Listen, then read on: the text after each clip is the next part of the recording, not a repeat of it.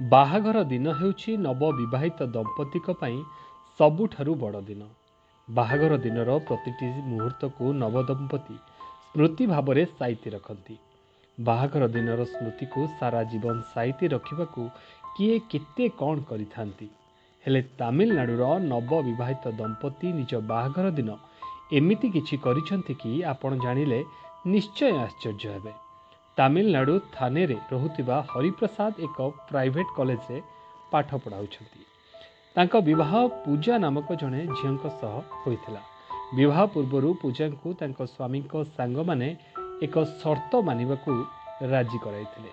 ଆଉ 20 ଟଙ୍କିଆ ଏକ ଷ୍ଟାମ୍ପ ପେପର ସହ ଏକ କଣ୍ଟ୍ରାକ୍ଟ ତିଆରି କରାଯାଇଥିଲା।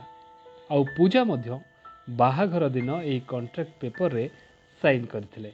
କଣ୍ଟ୍ରାକ୍ଟରେ ଲେଖାଥିଲା କି ପତ୍ନୀ ହେବା ପରେ ଆପଣ ଶନିବାର ଓ ରବିବାର ସ୍ୱାମୀଙ୍କୁ କ୍ରିକେଟ ଖେଳିବାକୁ ରୋକିବେ ନାହିଁ।